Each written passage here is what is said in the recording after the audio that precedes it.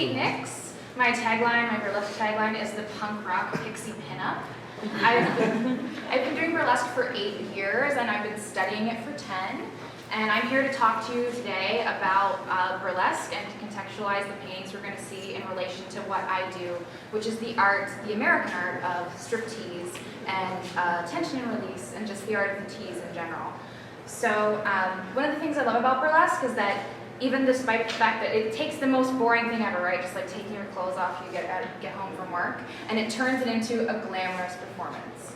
So burlesque is a journey, and that means the audience is a part of it, and that means that you guys are going to have to work just as hard as I do. If I'm doing my job right, at least at a burlesque show. I feel like I'm not doing my job right if people aren't making noise. So if you have any questions, or if you want to say anything, or if you want me to expound on any information, whether or not I have that information, I'll just make something up.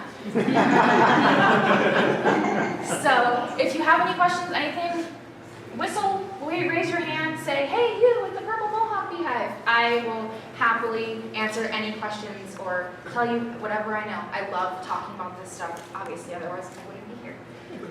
So we're starting with this fabulous painting, Arrangement in Black, which is by James Whistler. And the reason I'm starting here is because a lot of burlesque in what you consider like standard traditional burlesque starts with a glove peel. And as you see here, we have a glove peel. She's taking off her gloves for us. So one of the great things about this painting, I feel, is that it's almost like someone just took a photo right in the middle of the beginning of a burlesque performance, because she's looking over her shoulder. She has the one glove off. She's made her intentions clear, right? You know exactly what's going to happen next. The other glove is going to come off. She's already started taking it off. So we're waiting with bated breath for this to occur. That tension is there, and we're waiting for the release. So it's 100% the tease. She has this beautiful coquettish look on her face. She's looking down at us, so we feel sort of like, I don't know, almost cared for, like we're in good hands. We know we're about to see a good show. One of the things I love about the glove peel is it really sets the tone for a performance as a burlesque dancer. I feel like by showing you how I take off my glove, you know really, it's basically a trailer for what's about to come next. If I take it off really rough with my teeth and it's really aggressive, you're like, oh, I'm in for some hardcore bump and grind. And if I do it slow and elegantly, you know that there's going to be this beautiful, sort of ethereal, more dance-based performance. So I love her because she is exactly where we want to start. Another reason I really love this painting is there's some phenomenal footage of the great Gypsy Rose Lee, who is perhaps the most famous burlesque dancer of all time. She's the star of the show Gypsy. And Gypsy Rose Lee, there's a great scene in the movie Stage Door Canteen, which was filmed in 1948, released in 1949. And it's a condensed, censored version of her performance. And in that performance, she wears an outfit very similar to this woman's here, in a lot more garish, sequined colors, because it is burlesque. You can't just go in there with a plain black dress. It has to be rhinestone to the nines, covered in sequins, and too loud for any polite company. But she takes off her glove, and she shows her wrist to the audience, and she gives this look like, what, you're not going to cheer for my wrist? But it's so sexual. Which today seems silly, but when this painting was, this is 1883, so this is about 13 years before burlesque came to America, and what we consider the history of American burlesque really started was in 1896. So in 1883, seeing an ankle, which we see her ankle, we see the shape of her foot, and we also see the shape of her wrist. Insane. This may as well be a topless selfie. It also says a lot about the archetypes of femininity. Like I said before, she's looking down at us. She's very much in control. She's 100%, she's distant and a little bit cold, sort of frigid, which is unfortunately one of the archetypes of women. So, I've said, I think, as much as I can say about the lady in the yellow Mustang. Let's away a little bit. I'm showing this lovely Degas. We all know about Degas' ballerinas. I mean, they're probably one of the most famous artworks, his collective ballerinas. I'm specifically talking about ballerinas in general because ballet and burlesque have a very connected history. There's a lot of mythology surrounding when the first striptease was and when the first strip happened. When did customers start paying to see striptease? And one of the one of the sections of that mythology, arguably one of the first stripteases or one of the first indications of voyeurism, was in high society around this time, gentlemen would pay to sit in the dressing rooms of the ballerinas and watch them dress and undress.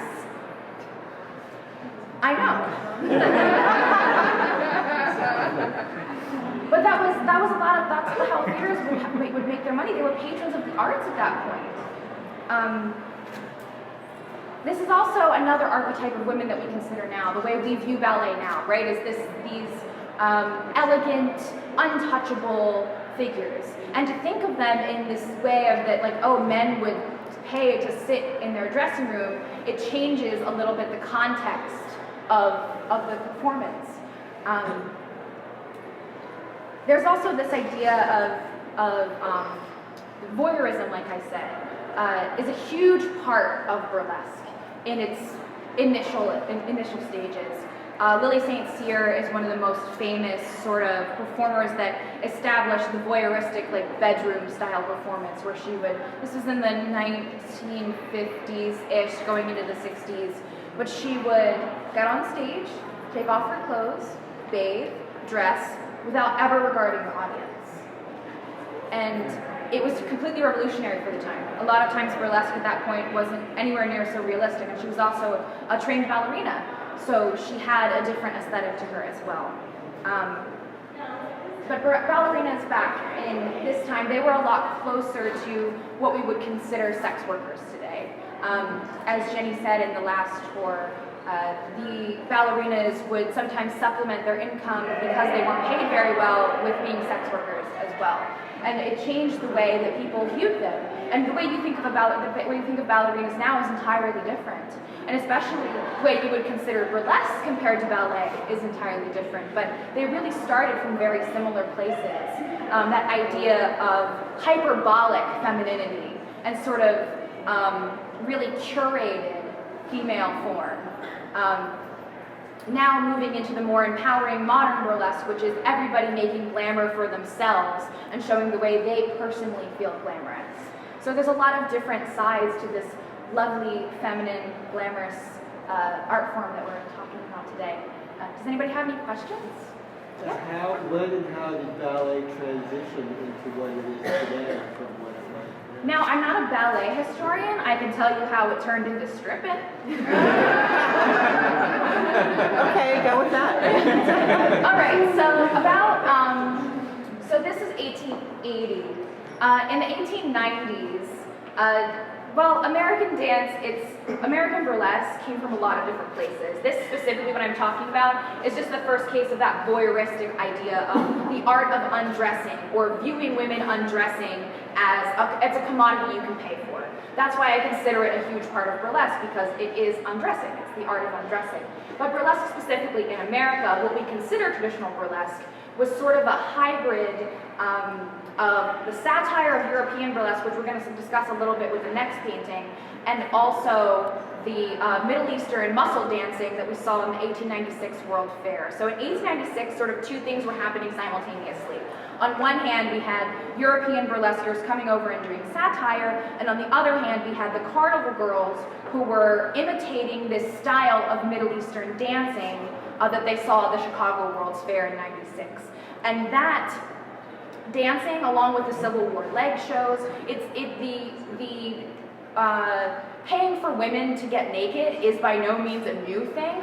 It didn't start in 1896, but what we think of as traditional bump and grind burlesque, like your Tempest Storm, Betty Page didn't really strip, but she's sort of in that same idea, your Gypsy Rose, those ideas and those movements were created from white ladies having no idea how to move their bodies like the way they saw it at the World's Fair.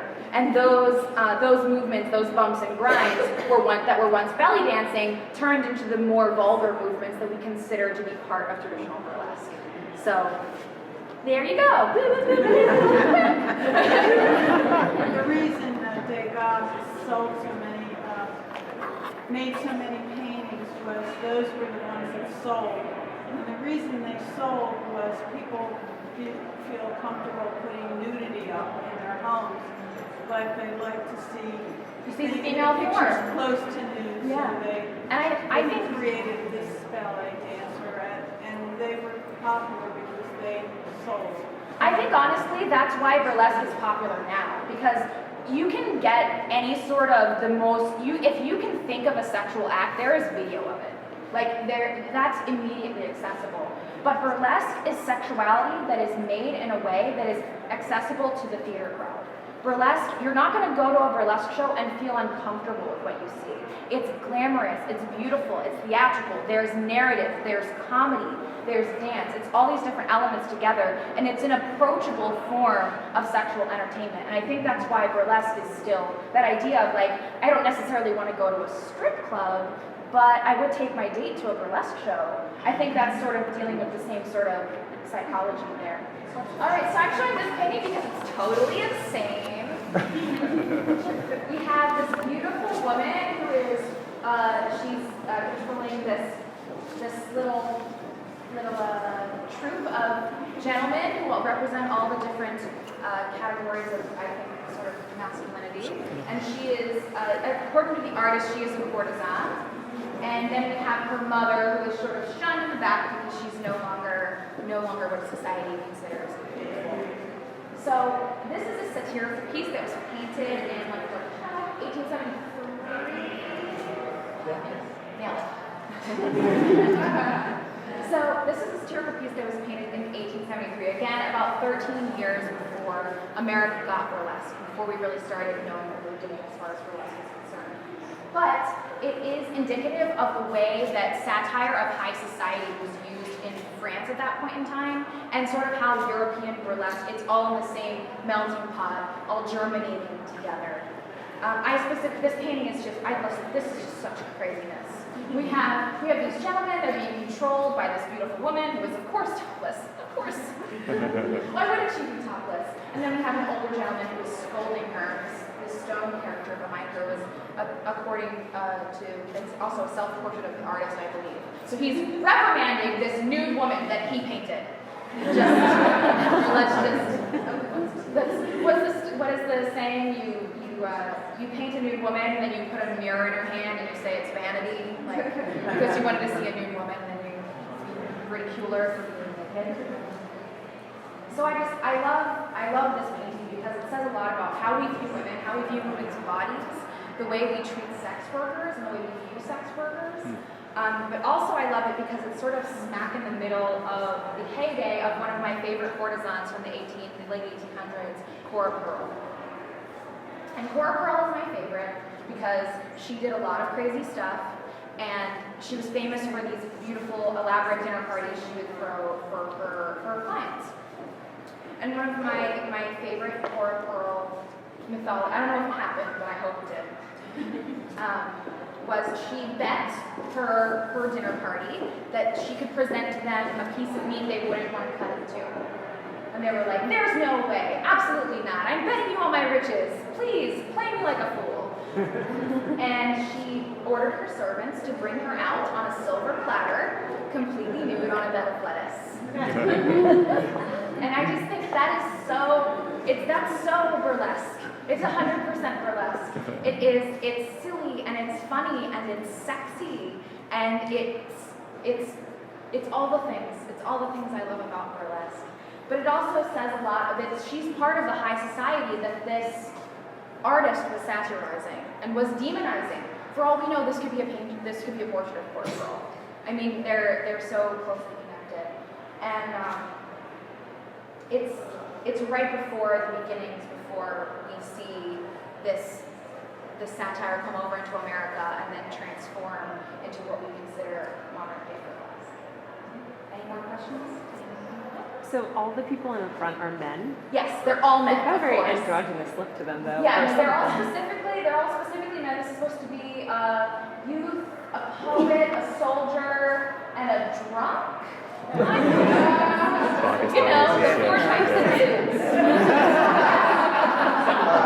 The four male figures specifically are supposed to be an indulgent old man from high society, a youthful scholar, similarly commenting on the kind of ignorance of their surroundings. Note the pen writing the troubadour who represents true love, and then the soldier who, if you note in this, is the only figure that's really looking away from the audience because he is embarrassed by his interaction with the scene.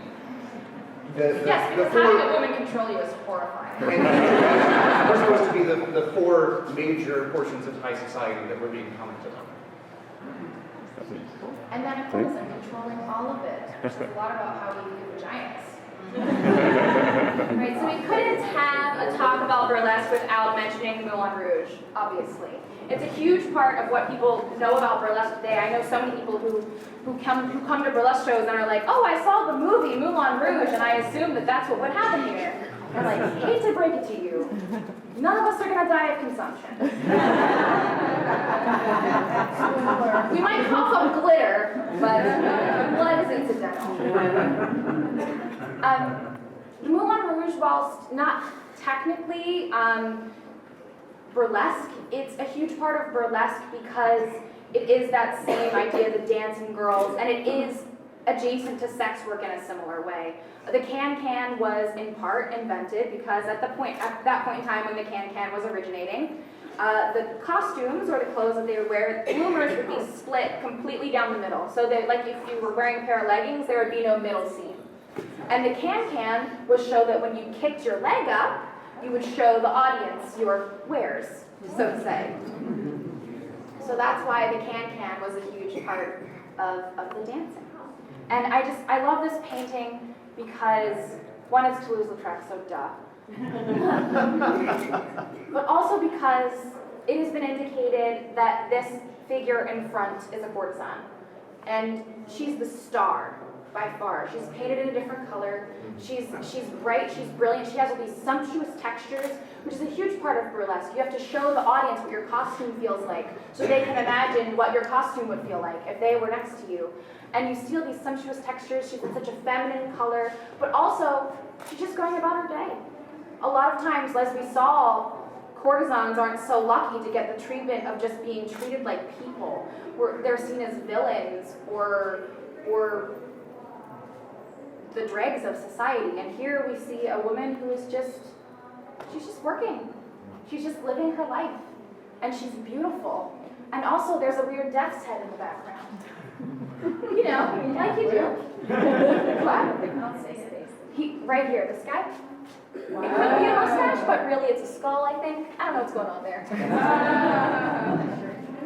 But I love it also because it's been said that this is also a rehearsal for the Moulin Rouge. And we don't get to see the backside. Like I said before, burlesque the history is there's not a lot to go off of. We don't have a lot of text. I mean, when it comes to history and women, we already are pretty down on our luck. And then you add that they were also sex workers and strippers, and nobody would want to cover it. There's no reason for them in that point in time to have been written about. But here we see this little glimpse of life and what it was like and how these undomesticatable women were experiencing their lives. Burlesque is a long lineage of women who were like, no, I'm not going to settle down and have a husband. I'm going to go be a dancer and make my own money and do whatever I want, thank you very much. And this is just, I know, right? That's for that. And we're fortunate today that burlesque is now still inhabited by dynamic feminists who do whatever they want and make super weird numbers about the craziest stuff and make narrative pieces, and they're glamorous and they're beautiful and they represent all different body types and all ages and all races, and it's empowering and it's sensual and it's sexual and it's real women presenting their real sexualities for real people. And I think that that's what makes burlesque important now. It's important that we're represented in that way. It's important that women can see themselves in sexual entertainment and see themselves as glamorous beings because we are all glamorous in our own ways. And this is it's just the beginning. It's just the beginning of burlesque, of women, of beauty, of all these things.